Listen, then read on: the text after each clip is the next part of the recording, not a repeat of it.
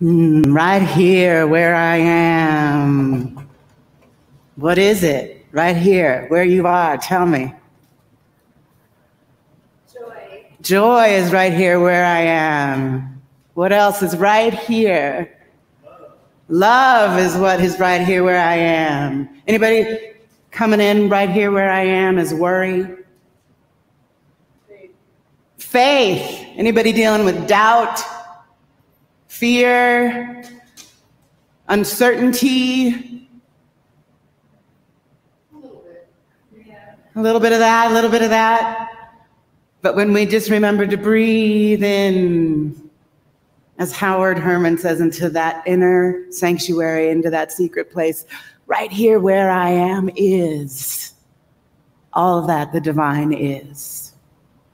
Grace, love, peace, joy, harmony, unity, right here where I am. Say again. Gratitude. Gratitude is right here where I am. My online beloveds, tell us right here where you are. Put it in the comments. From our book's 15 Commitments of Conscious Leadership, we're looking at integrity right now. And one of the definitions that they give for integrity is congruence, which is relating to matching what is inside to what is outside. Living in congruence is living in your wholeness, which is a way of being in integrity. Integrity is a spiritual practice. Congruence is spiritual practice, is spiritual living. And I actually think this concept of living inside out, I determine to live my outer life from my inner sanctuary, Howard Thurman tells us. I believe this is actually the core way of being as people who declare themselves spiritual beings. This is the one thing to do, to aspire to in this spiritual living, is getting in congruence with that holy, sacred place. And when I was reading this meditation on the heart from Howard Thurman, and I've read it at least 8 bazillion times. I love this reading so much. And the idea that he calls it his secret place. And I was wondering, like, what if it wasn't a secret? What if we didn't keep that inner sanctuary, that absolute divine center of our being that knows that it knows that it knows? What if we didn't keep it a secret? What if that maybe oversensitive, fragile feeling, easily delighted, might be too much for somebody, part of ourselves wasn't a secret?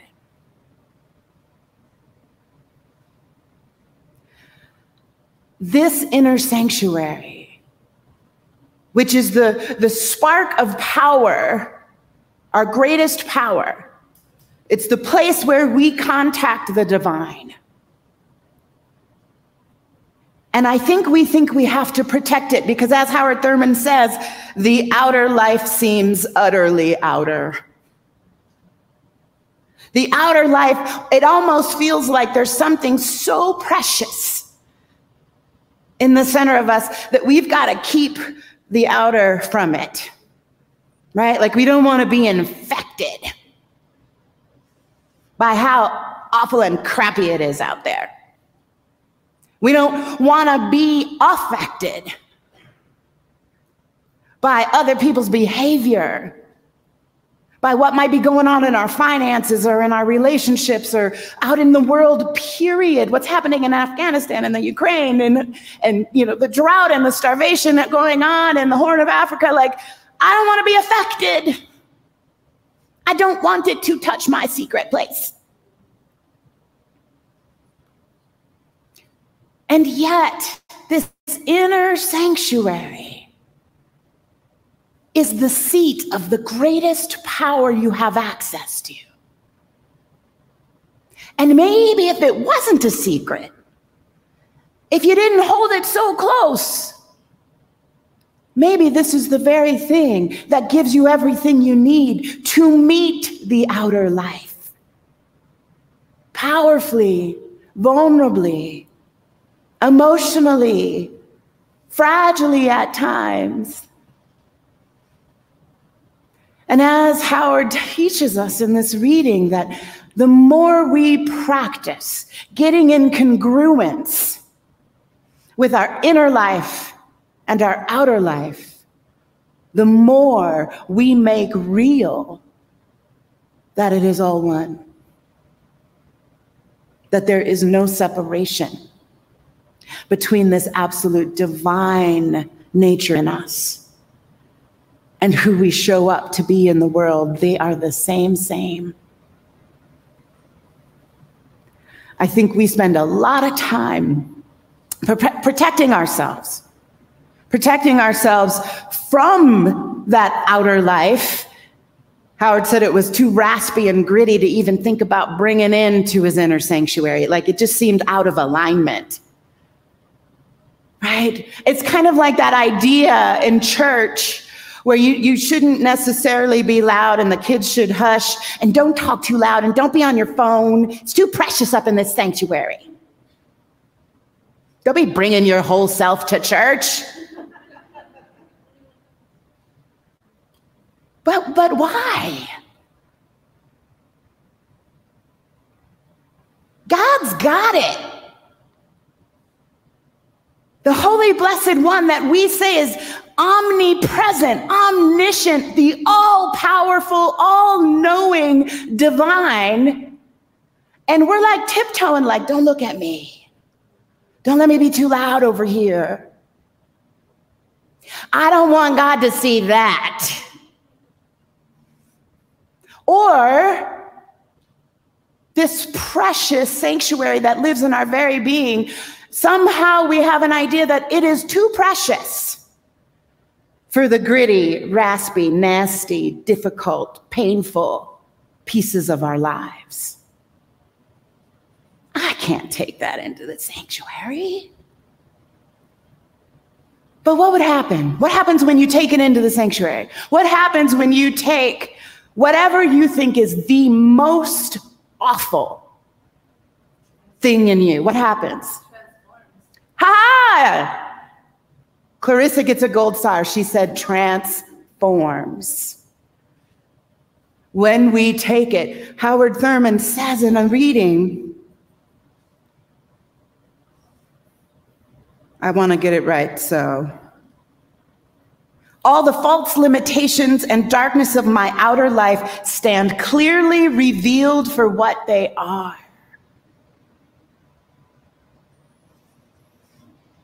Not for what we think they are, not for what they seem to be, not for what we're afraid it might mean. If I really bring that into the light, shine a light on that fear, shine a light on that darkness, shine a light on what I see as limitation.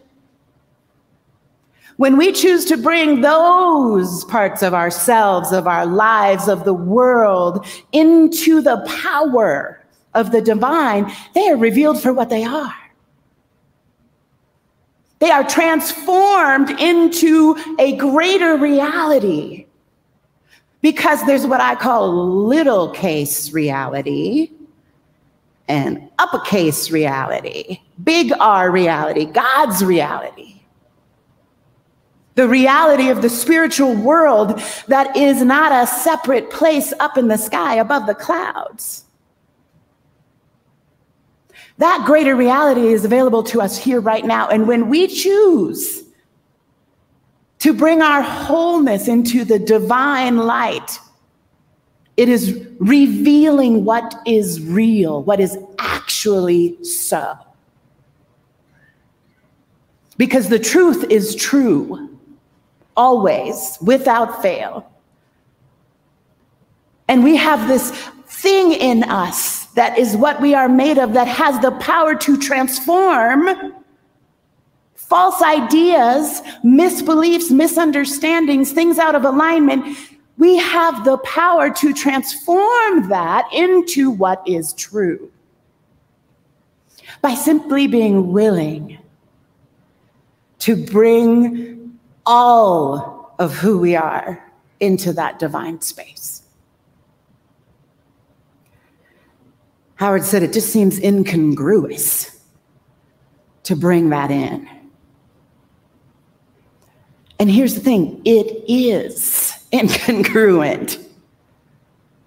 Your fear of not enoughness, your fear that you're not going to be okay, your fear that God is actually not big enough for all that is going on in the world is incongruent with what is true.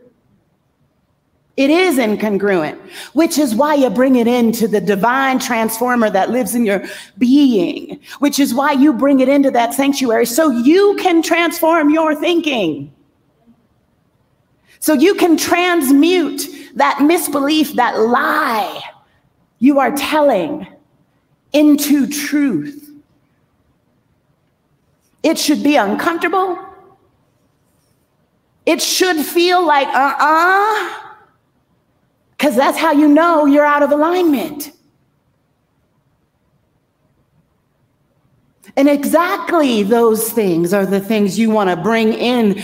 I call that part of ourselves the transmutation station. We have a transmutation station in our very beings that can transmute, transform, make a way about anything.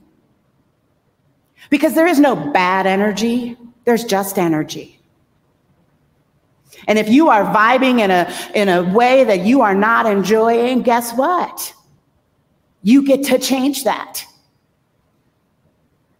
You have the power as a divine being to transmute whatever experience, whatever vibration, whatever negative energy you are experiencing, seeing, thinking, feeling. You have the power to transform it. But it means that you have to be with it.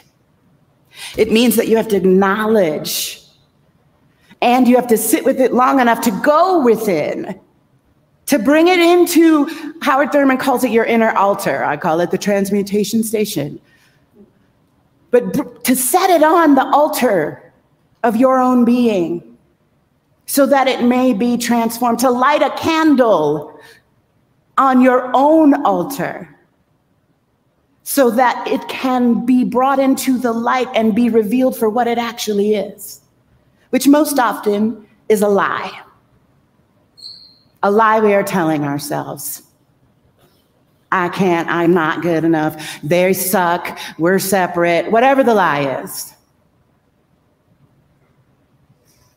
And when you acknowledge it and when you lay it on the altar, it can't help but be what it is. And then you have this amazing tool. When you've had the clarity, the revelation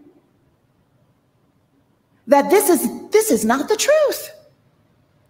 So the next time that thought arrives, the next time that panic rises, you know what it is. You're like, oh, I know you. I know you're not true. Let me go put you on the altar again. Let me light another candle. Let me turn to the greatest power there is in the universe that I have right in the center of my being and do what must be done. Let me allow myself to transform whatever it is that is needed to be transformed in my thinking, in my consciousness. And what do you think happens to your vibration when you choose to do that work? Shout it out, put it in the comments feed. Say it again. Your vibration rises. You brighten. Do you imagine that you become a part of the solution in the world just by doing that one thing? Have you guys heard of entrainment? Anybody? Entrainment.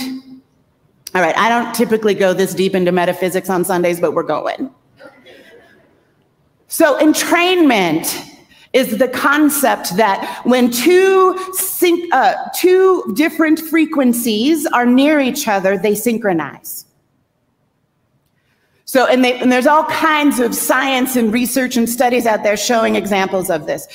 Did you know that married couples who are not in the same space, their heartbeats will be entrained, even if they're in different rooms, sleeping in different beds in different cities?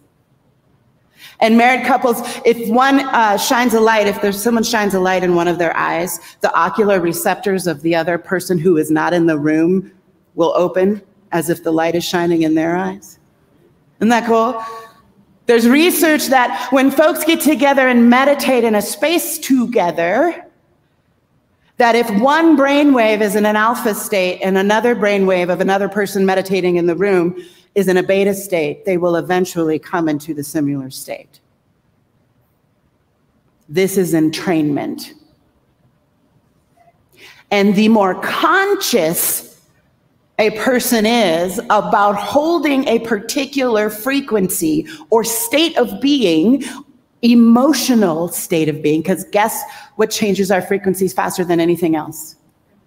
Our emotions. So when you consciously decide to hold the emotion of joy, and you are in a room of people who are freaking out, what do you think your frequency does to the room? You can change the frequency of every person in that room when you consciously hold an intentional space and way of being. You can entrain other people's frequencies. It is a Jedi mind trick. This is why your ability to transform and transmute your low frequency, low energy BS, this is why being able to do that is so critical to not only your life's experience, to your experience of good and love and joy and harmony and peace and all the good things, but it makes a difference for everybody around you. I want you to think about it for a minute and people you might share household with or you work with in proximity and space. And when somebody's bumming you out just by how they walked into the room. And everybody knows what this is, right? Somebody just comes to work one day and they're like Eeyore. And you're like, damn, I don't even want to hang out. Like, stay away from me. Or if you're an Enneagram 2, you're like, let me fix it for you. This is literally, we experience each other's vibration. We experience each other's frequencies. But we have dominion over our own energy fields.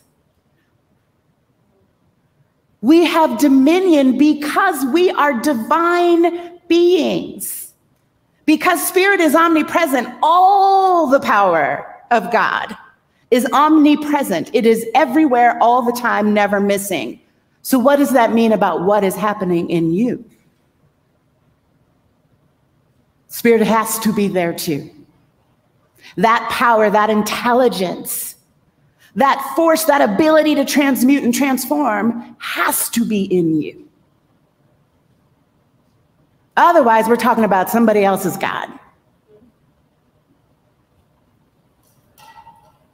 So we get to make use of it.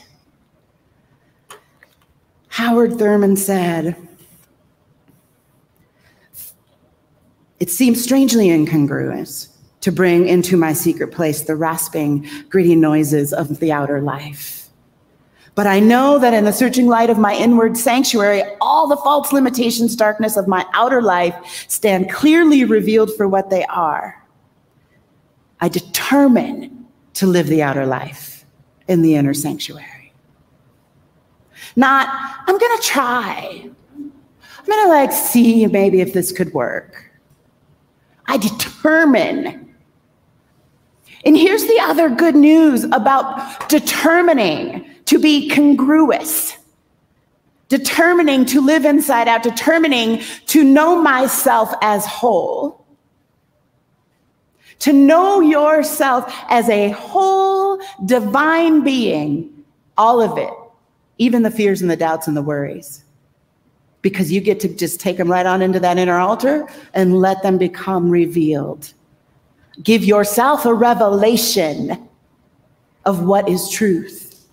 But in that determination, this is how you gather evidence. You don't have to believe me or the scientists about entrainment. You don't have to believe any of us about metaphysics or how to co-create your life. You get to prove it to yourself by simply saying, you know what? Let's see if this is true. Let's see if I have this power of the divine within me, if I have this transmutation station. Let me try it out. And I'm telling you, you will have all the evidence you could ever desire that you are a powerful co-creator of this life. That you impact the whole. There is no other possibility because there is no separation. That's why my ability to transform and transmute means everything to you. And your ability to transform and transmute means everything to me. Because here we are together sharing this one reality. All with a critical piece of the puzzle of the part to play. And so I need you to practice. I need you to discover and get in relationship with that inner sanctuary. The world needs you too. Because it's you who will make the difference. That inner sanctuary is what creates the outer sanctuary. When you begin to get into deep relationship with the power that lives within you, with this incredible tool that you have to literally create your energy field, to create how you resonate out into the world, what it is you radiate out in the world. I also believe we're like radio towers. And what's the signal you want to be sending out? What are the signals you want to be drawing in? Let's just get real practical about it. Your vibration, your resonant energy can only match whatever is around you, can only draw to it what is in alignment with that resonant. Like I said, there is no bad energy, there's just energy. But if you want to be playing an F sharp in your life, but you're Eoring down in like an A minor, you can't bring in an F sharp. You're gonna get A minor. And A minor is lovely if you want A minor, but if you don't want A minor and you want F sharp, I'm thinking you might want to figure out how to start resonating at F sharp. You follow me?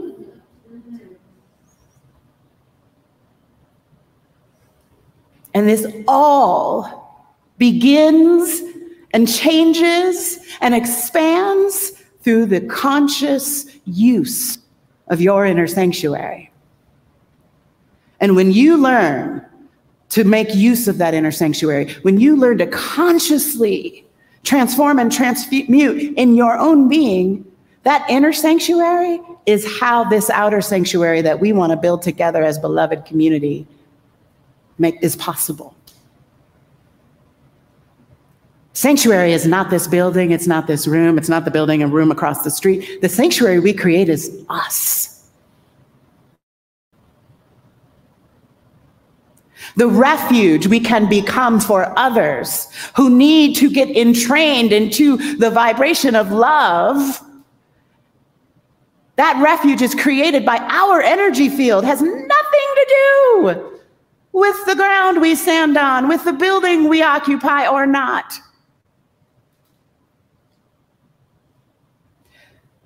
If there's somebody in your house who is Eeyoring, there is somebody in your workspace who is just like down in the dumps, you don't even have to say a word. You just get super intentional in consciousness about your joy. Jedi mind trick, y'all. When we make use of that inner altar, we do what Ernest Holmes says, which is there's nothing to heal because you're not broken. I said the not broken part. There's nothing to heal, only more to be revealed.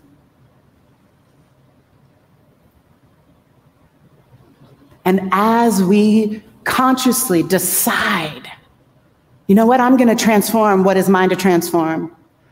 I am going to acknowledge the crazy ass thoughts. I'm going to acknowledge the misbeliefs, and they will show them to us all the time.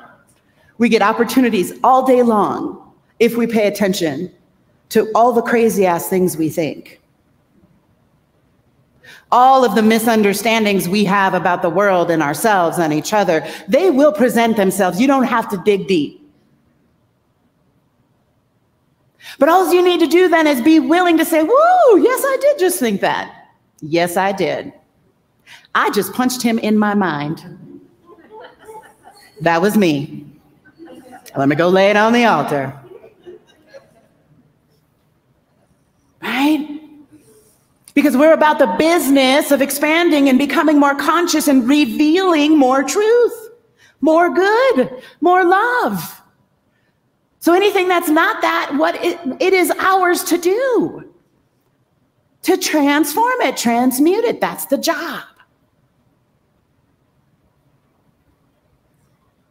And then we continue to rise and grow and expand and bring light and bring love. And the more conscious we do that, the more power we have to be that radio station for others. To be that refuge, to be that sanctuary in our own homes, in our workplaces, in our neighborhoods, in the world.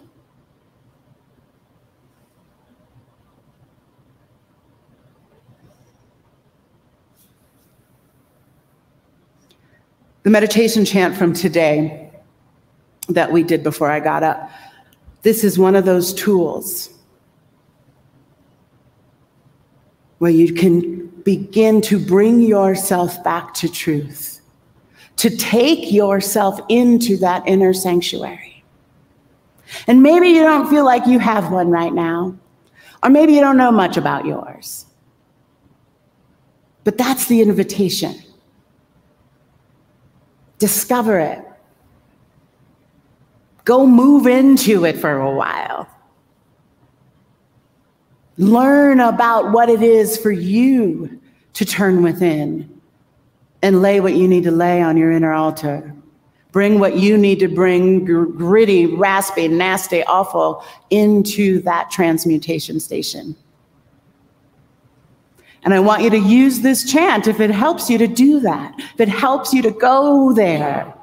And remember that right here where I am, right here where I am, is the greatest good in the entire universe. The very power of the divine. So that chant will be living on the YouTube channel some point today or tomorrow. We'll work that out. But what I want you to really use it for is to find the language, is to find the way in. Find the way into that inner sanctuary. And then spend some time there. Feel into it. Find the power that has been with you all along. Oh my God, I just sounded like a Star Wars character. I really did. I took it too far, you guys. I'm sorry. I took it too far.